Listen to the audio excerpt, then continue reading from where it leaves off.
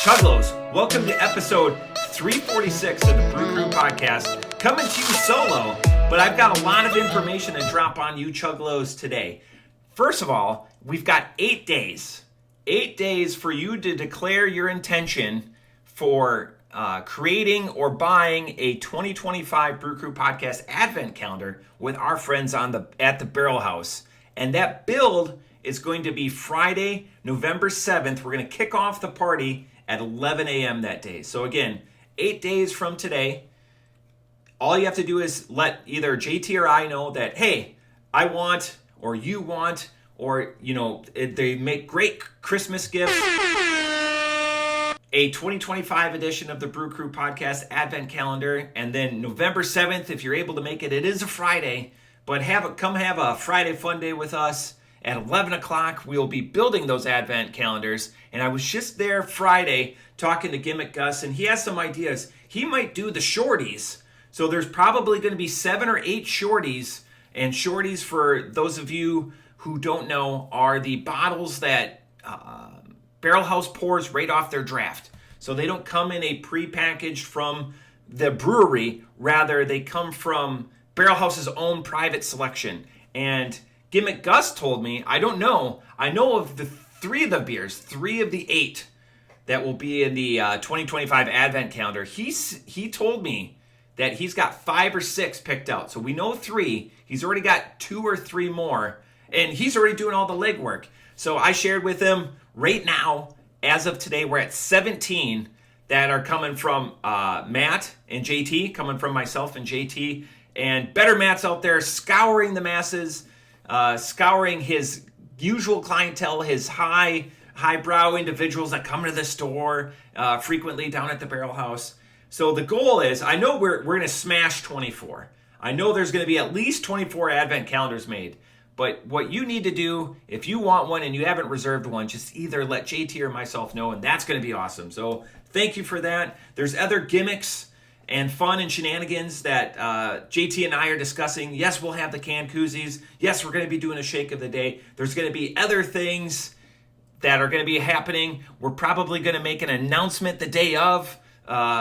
Something I got to talk with JT because I haven't seen him since last week when we did the podcast. But we'll have an opportunity to talk about that. I want to give him first dibs at the information before I deploy it to you, the Chuggalos. That is awesome. I am very thirsty. There's a couple of beers here. I don't know if I'm picking the right order, but I'll actually bring it up right now. So I have a 2022 Narwhal. This is the last fridge beer that somebody came over, put it in the fridge, and was like, hey, we'll get to. This is the last one of that series of beers. And then I have Madtree. We've only done Madtree. Madtree, a local southwestern Ohio, Cincinnati brewery. Pumpcan, which is a spiced ale. So which order do you think? I already have decided. Which order would you do these? All right, now that you have that. So you have a gimmicked beer, and then you have like a flagship stout. Do you do the gimmick beer first, palate-wise? It might be controversial. I am doing the Narwhal, the 2022 Imperial Stout, coming in at 10.2%. So a little bit light for an Imperial Stout. I'm going to do that one first. And that's what I elected to do. So this is, again, 2022. It's right on the top label. There we go. Nice focus. Narwhal. And this is a yearly release for our friends at Sierra Nevada. And I'm not going to go into their website. We've done it multiple times. They're bi-coastal. They started in California. They have an amazing location that, if you guys remember, Chuggalo Cobra went to and discussed with us. And I bought this at Pat's. And there's the label. If it focuses, $14.99. So this has been sitting in my cellar for 2 years. So going with the crack. Awesome. Got a new desk, so I've been adjusting because it's a stand-up desk. So I've been adjusting the I've been adjusting the height and trying to center it and everything. So normally I don't go with the glass, but I've heard recently that people, when I do monumental beers, want to see So the light is a little off. I would have to work on that color of light, but nice copper head, and that comes through very well. Ooh, heavy banana, which isn't unappealing. Oh, there comes the booze. All right, so I'm gonna let that warm up a little bit and talk to you guys a little bit, but I'm gonna go from the bottle. So I'm just gonna let that ruminate and drink cold from the bottle.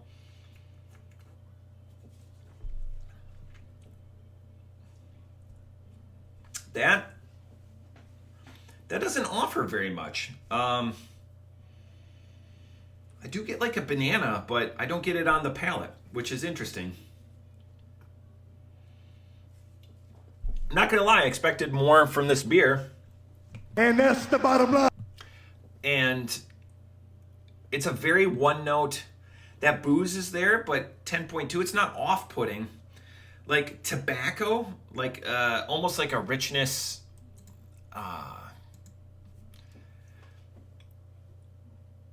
where it's like the bitter notes. Like it says, I've got the Untapped up. I'm cheating a little bit here.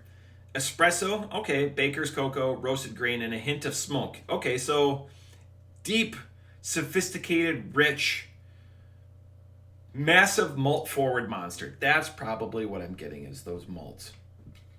I don't know if I prefer maltier or aggressively malted beers. And I'm trying to think back to do I need more atypical gimmickry in my beer for it to lift up? You know, a lot of adjuncts. When you start getting into those stouts, that's where you start getting into the opportunity that brewmasters use to release their creative juices or flow onto the beer and put in a bunch, 5-6 different things, ingredients, you know, with the cocoa, the espresso, and that's the flavor notes. I'm not saying that that's what they put in here based on the description here. And it will age in bottles for years to come. So this is a 2022, drink it in 2025, so 3 years. That seems reasonable.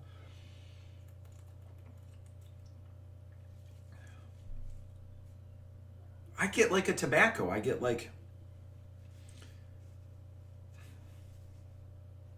pipe tobacco. If you know, like just not flavored, you know, not like a Swisher Sweet or, you know, backwoods or anything like that, but like pipe tobacco, like that strong, pungent tobacco. It's kind of blue. If you've ever seen anyone smoke like a, you know, corncob pipe or like a, you know, like a Sherlock Holmes type pipe, like that blue haze. It does say a light hint of smoke. The smoke is what carries through or persists. So espresso smoke, like it's a beer from days long gone by. And I see with Narwhal, you know, which is a dolphin-shaped creature, but it's got that spear on the nose that thrives in the deepest fathoms of the frigid Arctic Ocean. So, again, narwhals were, you know, much more talked about in the 18th and 19th century, I'm guessing.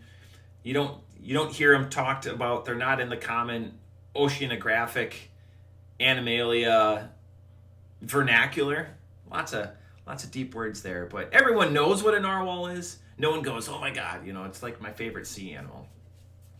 So I'm going to let that warm up. I'll come back to that. I'm going to score it ahead of time, but I'm going to come back to it after the second beer and see.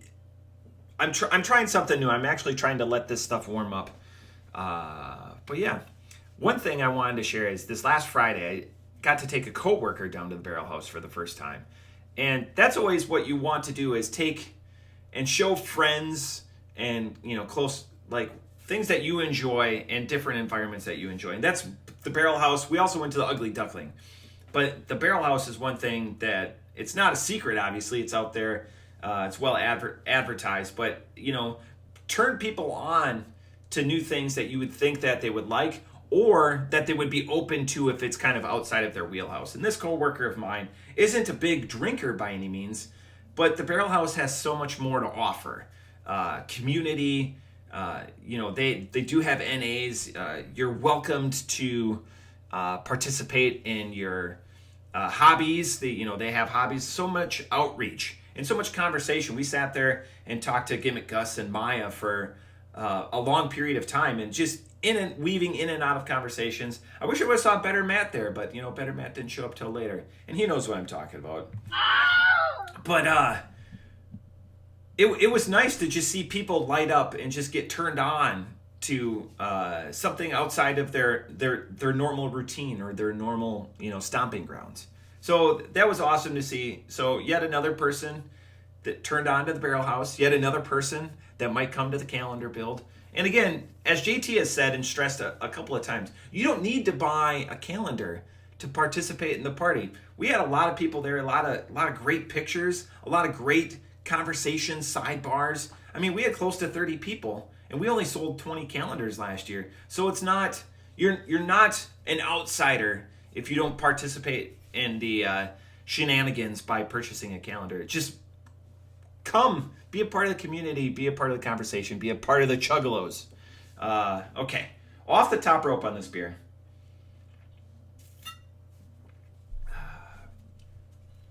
It doesn't do enough for me. I just got hit with rolling tobacco. I can't help if I would have drank this with the group of people that were over at the time, what they would have thought about this. This is not gimmicked in the least. It suggests a lot of flavors, but that's a part of the malted and how they toasted the malts and everything. There's not those actual ingredients in there. Off the top rope, writing this down, I'm going to give this a 3.25. I don't know at this price point. Maybe I would keep it for other people in the fridge, but this isn't going to be something that I seek out again. If I see it on menu or something, maybe I would suggest it to somebody. But right now, and I'll come back to it. I've got that glass, that taster off to the side. But this one is not for Matt. 3.25. I'm vacillating. If you see some hesitation in my eyes and my body language, it's between a 3 and 3.25. It's no higher than that. It's all right. There's obviously a lot of smart and balanced choices that went into it. It's just that tobacco just isn't doing it for me. So beer number 2, I just want to make sure that I've hit everything. Beer number 2. So fun story about this. I went originally with a masthead. So Barrel House is a big masthead. They move a lot of masthead. Both it's Better Matt's favorite brewery, and they just make a lot of great product. They're a local Ohio. They're from the Cleveland area, local Ohio staple.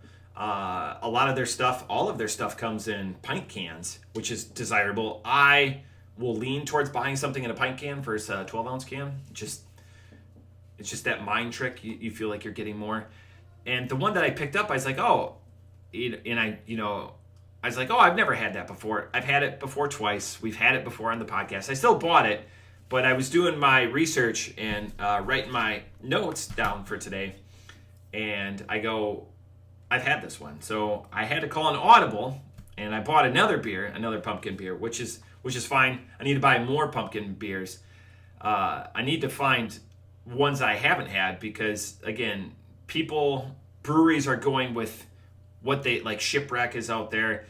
Southern Tier, the Southern Tier series. I suggested to my colleague to buy the Southern Tier series, Pumpkin, which is one of my favorite ones. And there's pumpkin beers, there's spiced ales, which we're drinking today. Yam is a popular ingredient that satiates that pumpkin-esque. But today we're going with Madtree, which again, only the second time in 346 episodes that we've had Madtree. And I would say they're one of the biggest for Southwest Ohio. They're definitely in the top 10 for production.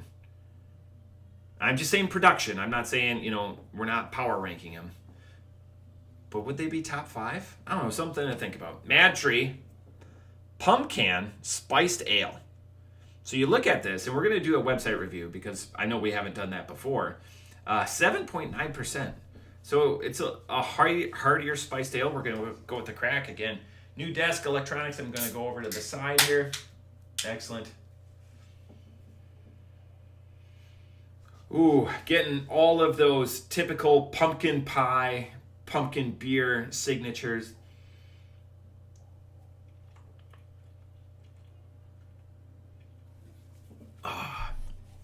Perfectly cold. It doesn't wow you. Immediate reaction. It doesn't wow you or knock your socks off and be like, "Hey, I'm a pumpkin beer or a gimmicked up pumpkin beer." It's not that at all. It's much more subtle.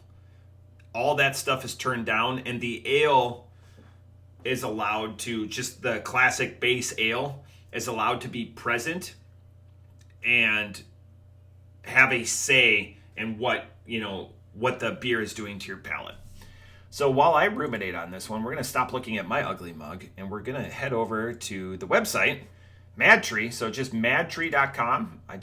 This is the first time I've been to the website, so check this out. I was not, is that like their garden? I didn't know that. So they got their story. Let's check that out. Firmly planted in Cincy since 2013. I was last there. It was definitely pre-COVID. And I was in their second location, which might be this location. They have their tap room. It wasn't massive, and it was built like right next to all the stainless, which was nice. Oh, that looks like a rooftop almost. Sorry, Stacy. Volunteer, reduce, repurpose, recycle, reinvest. That's awesome. Good people. It's none of these breweries are going to be like, hey, just come here and oh, good to see you. Inclusion, all of that, which is important to remember. Hey, we're all people.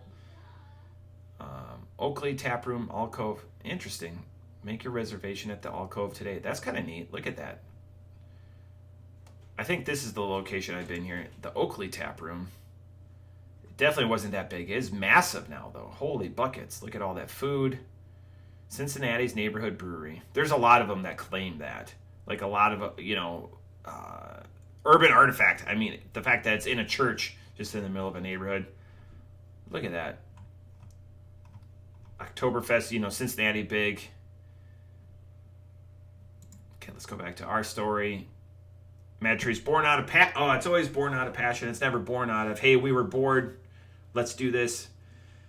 Quickly grew Oakley. That happened in 2017. So yeah, I haven't been to that Alcove kitchen and Over the Rhine. So Over the Rhine's that up and coming gentrified neighborhood that, by block they keep flipping it. Purpose in every pour. All right, so they started in 2013. Meet our founders. Brady Psychopathy, which is a great beer. Shade was a great beer. It's a sour, was it a salty sour, which is awesome. Golden Menning Ziegler, all-time favorite beers. Awesome. Okay. I feel like we've done, let's check out their year-round beers. Psychopathy is good. It's right up there. It's not boat show truth, but it's right below that. I haven't seen any of these. I haven't seen any of that. Obviously, no everything on the top there. That's it. That's just their year-round products. Okay, sweet. Madtree.com. Go check that out. So let's go back to this beer. Spiced Ale. So again, Cincinnati, 7.9.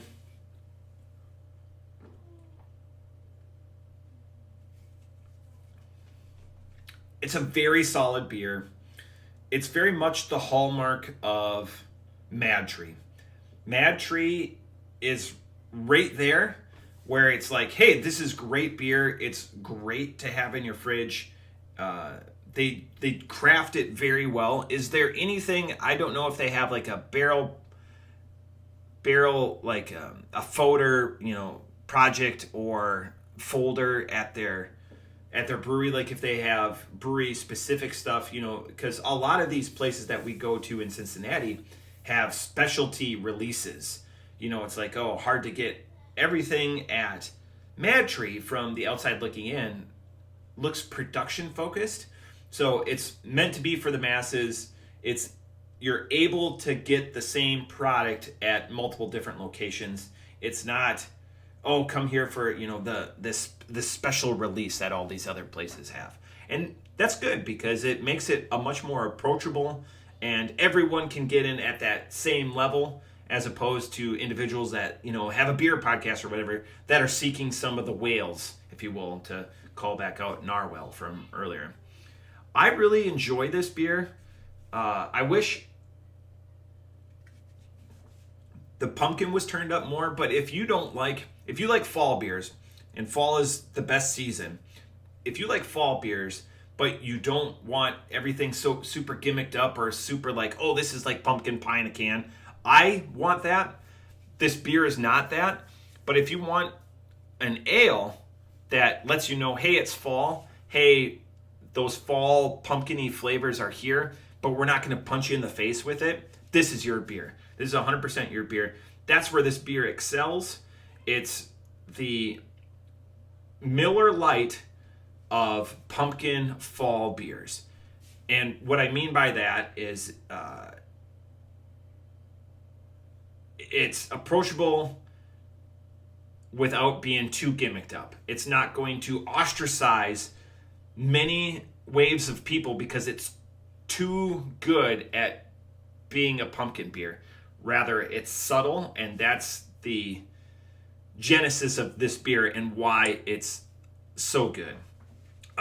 So I think they hit a home run with making something that appeals to a far bigger cut of the population rather than a small percentage that wants their palate absolutely obliterated by pumpkin flavors. Off the top rope, it took me a long time to get there, but hopefully I made it clear enough. Off the top rope, this is a 4.5, and again, it excels at being that every man's, every woman's pumpkin beer while not, again, being too gimmicked up. I enjoy this. I could drink more than one of these. Is it crushable? Not at 7.9.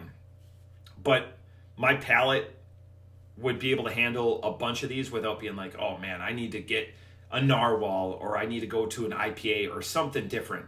This is a great beer for this season if you want to have a couple more of them, like a big bowl of chili watching football or whatever, and you're going to have 3 or 4 of these. You're going to have a good time.